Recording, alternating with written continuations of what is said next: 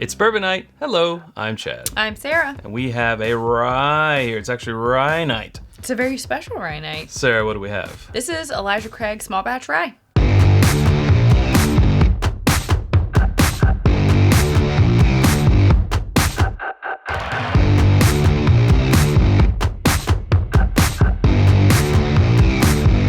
Elijah Craig Rye? Rye, question mark? Rye not. Well, this must sound unfamiliar to a lot of you because this is actually only available as of this moment, January 2020.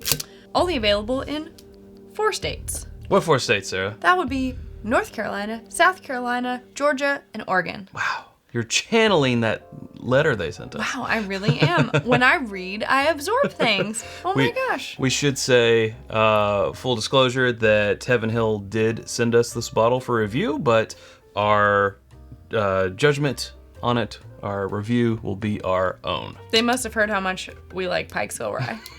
And just like Pikesville Rye, this is a 51% rye, a barely legal rye. 35% corn, 14% malted barley, 51%.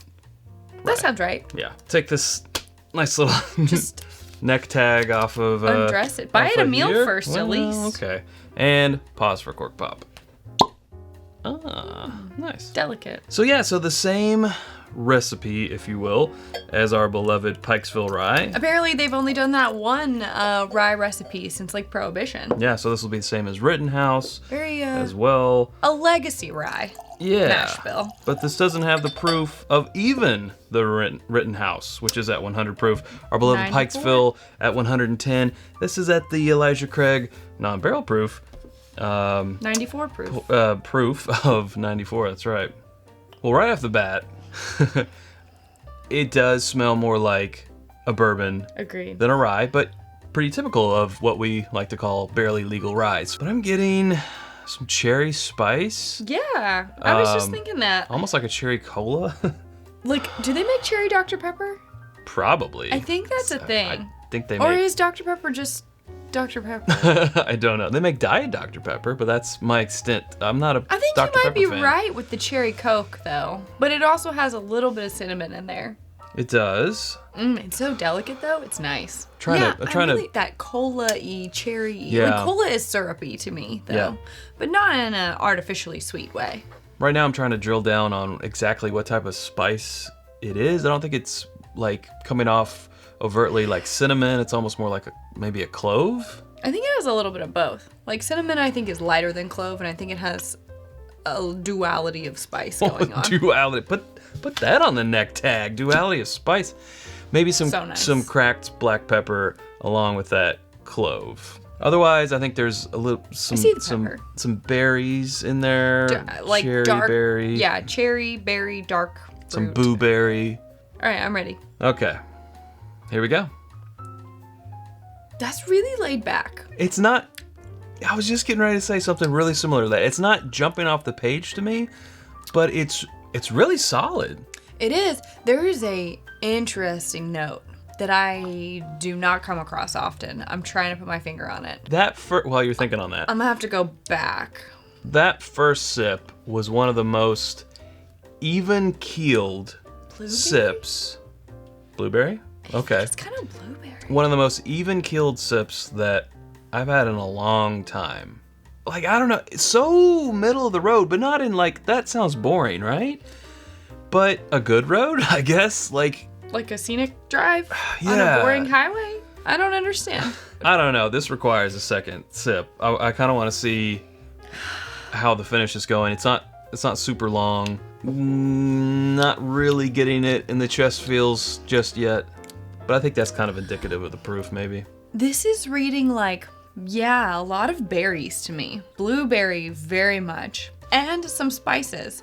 So it's almost like if there's some sort of dessert that incorporates berries and then like maybe a cinnamon dust. I don't know. Cinnamon sugar dust. I don't know. It changes. It's got a very much like a ripe, dark fruit note. With that subtle spiciness, and there's like spiciness. Whatever. I made it up. It works. Spiciness. It's niceness. Yeah, it's some sweet and a little bit of that spice and maybe just a hint of earthy. I don't know. This is unique. I don't normally say blueberries. Like very much normally in the cherry plum raisin families. Yeah, more like dates than raisins, I feel like. Because it kind of has that darker, richer, the finish now on second sip, you get heat on the second sip. First sip I didn't get any, but good it was, char. Yeah, I'm like now starting to get this almost bitter, kind of like cocoa. I also thought chocolate too. Yeah, like a high percentage, like baker's chocolate. Baker's chocolate? Cooking chocolate? What do you call it? Baker's chocolate? No, I'm very much getting like blueberry chocolate char, which is very strange, with a little bit of that nice rye spice on the finish. It's super different. I like that. Because it's not every day that I'm like, this tastes like blueberry chocolate and char and interesting spice. Like, but while all being still very mellow. Yeah. Which is not something I feel like we normally run across with things under 100 proof. I feel like we're like, oh, I wish this was dialed up to X proof because then I would get these flavors. But then we would just be drinking Rittenhouse or Pikesville.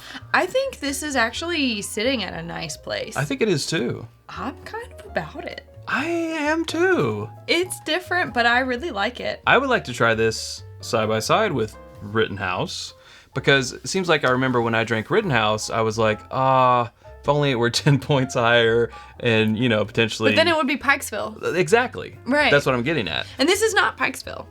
Just to be clear, like. No, completely not. But I'm saying, like, when I drank Rittenhouse, I was like, if only this were Pikesville rye. With this, I'm more like, this is what it is, and I accept it, and I'm okay with that, and I'm not like longing for Pikesville. Yeah. It's funny how it's really the finish where the rye spice gets you, but on the palate, it's just like it could be an 80 proofer. It's not though. It's definitely not on the finish. You're right. Like I think the palate comes through very easy, very mild, but then you get that nice heat that kind of unfolds into that finish. And I think it's a decently long finish for the proof. Like I still get those blueberry chocolate flavors hanging around. I'm not saying it's like the longest finish ever or anything, right? But it's for the proof. It's exactly where I would want it to be for the proof. Yeah, I think. And I'm gonna be interested to see how this changes as it opens up because I'm really digging this like blueberry chocolate thing that's going on, which is so weird for a rye. Like that's just me. Go back to the nose. Now that we've had it, I'm starting to pick up some fruit now.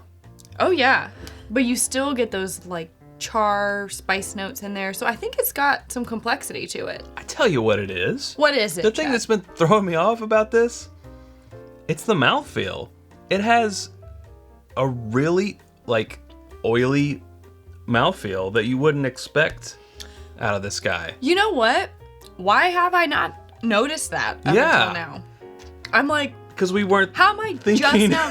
I mean, again, we weren't thinking about looking for it. It's not like because of the proof and the price. No offense, I wouldn't roll the clip, the exceptional mouthfeel. I would not. No, we're not gonna roll it. No, but again, it's not something that I feel like we find often in this category of whiskey. You're totally right. This has a very nice, very pleasant. I like this. And it's not saying like non-chill filtered or anything like that.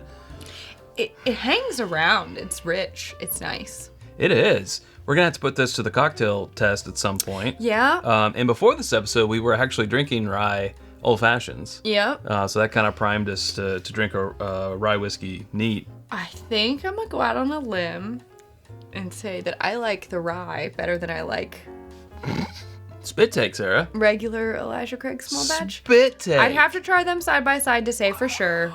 But I think I'm really digging this. Well, I think this wins on the mouthfeel. If we're doing like category-wise. So. Wow. Okay. $30. Suggested retail. Suggested retail price $29.99. Only available right now in those 4 states. Not sure when it's coming to other areas. It'll be here in our state last, so we got to make this bottle last a while. Maybe. $30 for a 94 proof rye. Non-age stated, but it says patiently aged. But come on, that's marketing. Extra aged, it says. Oh, extra aged. I'm sorry. Everyone's aging patiently. They're patiently, and then they age it extra. They're like, we were patient, now we're just waiting. $30.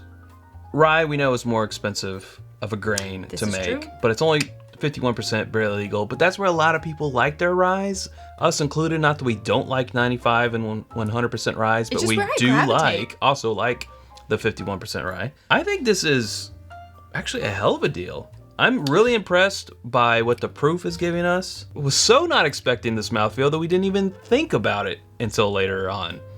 3 or 4 sips in. $30. I gotta give this a recommend. I gotta give this a recommend too, because I know, like, again, like I said, this bottle's gotta last us, and I'm hoping, like right now, I seriously have my fingers crossed that by the time we're done with this, that it will be in our market. Anyways, I like it. Yes. Yeah. I like it. No, it's good. I'd recommend when you see this in your state that you go ahead and pick it up and try it if you're a rye fan, or just if you're a high rye bourbon fan. You know, this, the Rittenhouse, the Pikesville, those are all like, you know, you could just consider those high rye bourbons. But in the past, we've said, like, if you're hesitant about, you know, ripping off the Band-Aid and paying like $50 for Pikesville, you should get the Rittenhouse. Now you have another option. Yeah, we're gonna have to do, like, I'm pretty much sure we're gonna like rye lineup? the Pikesville the most out of this, but this against the Rittenhouse, because I think the Rittenhouse might be a little bit cheaper than this even. I think you're right. I want to say it's around $25. I think you're right. This being $30, and it's, you know, 6 points higher in proof. That would be an interesting head-to-head. An age difference, where they choose the barrels from difference. Sure. I mean, this carries the Elijah Craig name, which is very coveted for Heaven Hill, we know. So we'll see. Waiting for that Elijah Craig Rye barrel proof. That'd be cool. I don't know if that'll happen or not, but just you wait, Chad. You never know. We would be on board for that. I would vote yes. I would vote yes as well. All right, hey, we want to tell you real quick about whiskyambitions.com. It's where you can get this t-shirt, these glasses here, challenge coins, and more always coming soon. That is whiskyambitions.com. You can become a patron. A patron? You can become a patron. I am Patron 2000. You can become a Patreon member. It's patreon.com/itsbourbonnight, where you can sign up to be a patron for as little as $1 a month. Join in our community, our conversation with fellow whiskey lovers. And we put out patron-only podcasts, and we put out polls, and we share fun news, and you get lenses, private lens clips. That's always fun. Okay. Basically like an Instagram story, so there you go. Right, cool. All right, if you're new to the channel and haven't subscribed already, you can click right up here to do so. There's suggestions of other videos. We hope to see you over there in those. Thanks, Sarah. Thanks, Chad. Okay. Until next time, drink more bourbon or rye.